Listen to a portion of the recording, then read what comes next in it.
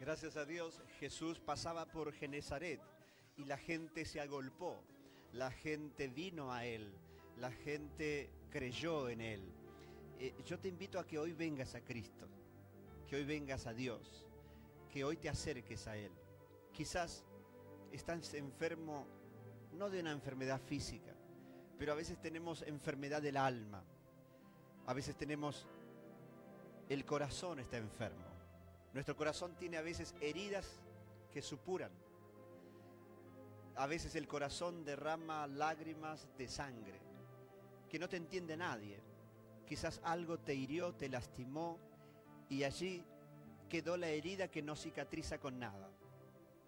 Sabes que muchas veces ha pasado en nuestras vidas que nos han lastimado, nos han herido, y nos han dicho cosas que nos han ofendido, y de pronto nos cuesta perdonar, y allí quedó esa herida, y eso se llama falta de perdón. Y sabes que la falta de perdón es un impedimento para que Dios pueda bendecirnos, porque si tú eres alguien que dice creer en Dios y conoces el Padre Nuestro, ahí vas a ver que Jesús dice, porque si no perdonamos a nuestros deudores o a aquellos que nos ofenden, tampoco vuestro Padre os perdonará vuestras ofensas.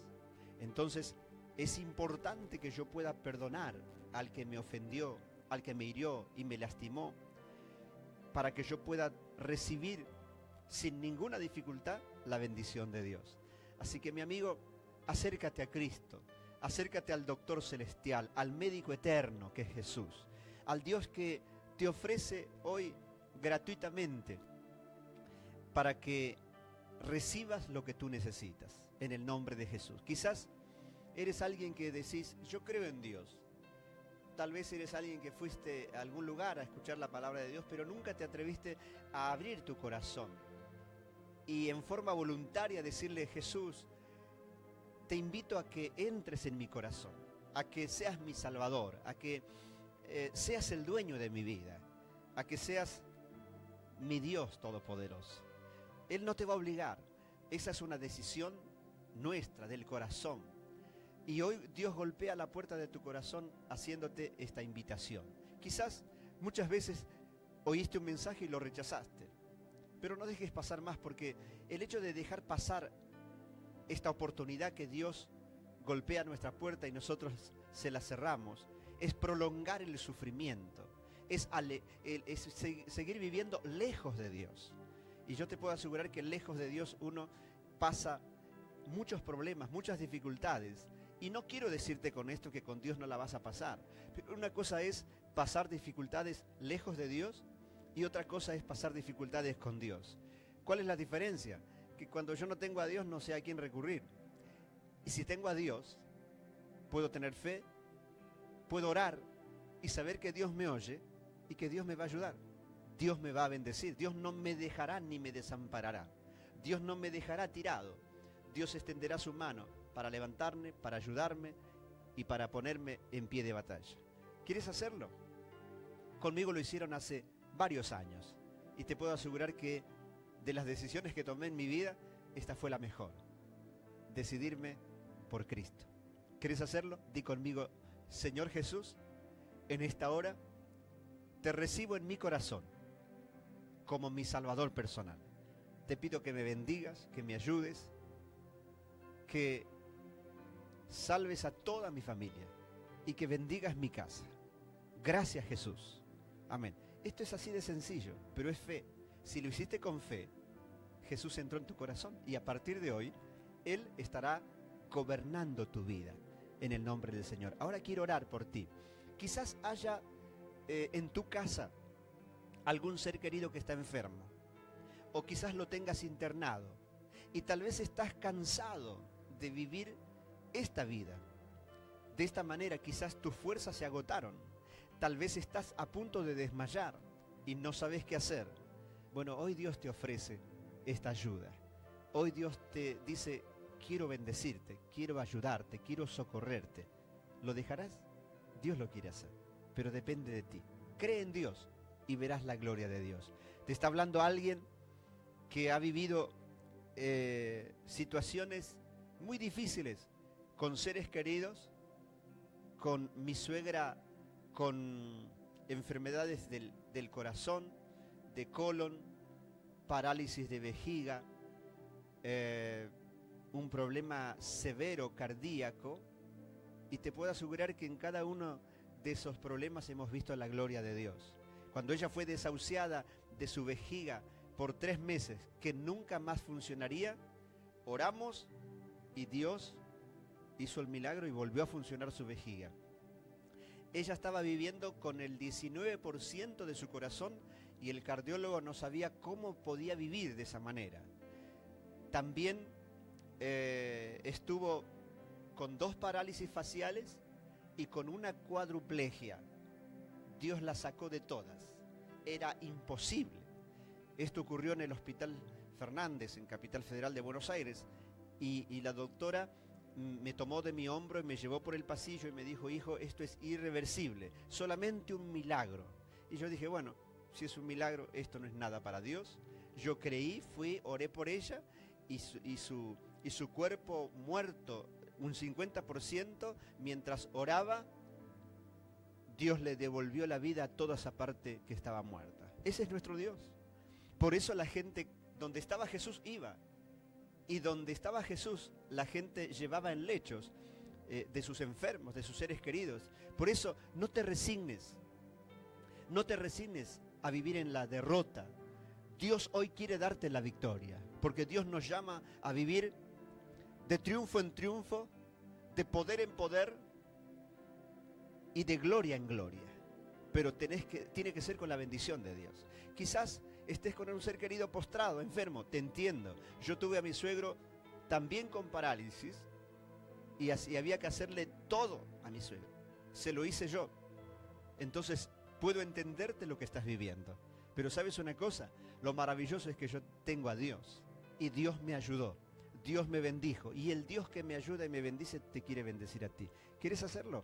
Ora conmigo. Padre, en el nombre de Jesús, mira, Señor, que hay personas que están viendo y están llenos de fe ahora, creyendo, Dios, que en este Dios maravilloso, y están a través de su fe, Señor, queriendo tocar tan siquiera el borde de tu manto. Y estoy seguro, Señor, que hay mucha gente que se detuvo a oír el programa, y es aquella gente, Señor, imitando a aquellos que se acercaron al costado de la calle por donde iba a pasar Cristo. Por tu fe te acercaste, por tu fe ahora vas a tocar el borde del manto de Jesús y la bendición de Dios va a llegar a tu vida. Padre, en tu nombre te pido que sanes al enfermo, te pido que tengas misericordia, Señor, que tu mano compasiva se extienda y ocurran milagros, maravillas y prodigios. Señor, yo oro con fe en mi corazón, con esperanza, que hay un Dios maravilloso que se compadece del enfermo, del atribulado, de la persona que no tenía fe, que en esta hora, al oír la palabra y al hacer esta oración, Señor, yo estoy seguro que muchos son bendecidos para tu gloria y para tu alabanza, y todo lo hago en el nombre del Padre, del Hijo y del Espíritu Santo. Amén, amén y amén. Dios te colme de bendición. Estamos compartiendo un mensaje de fe y de esperanza para tu corazón. Estamos hablándote de Jesús, el dador de la vida, aquel que es príncipe de paz, aquel que es sanador para aquellos que se sienten enfermos, aquel que solamente puede hacer lo que el hombre no puede hacer un milagro de pronto de liberación de tu mente en opresión, tu mente cautiva.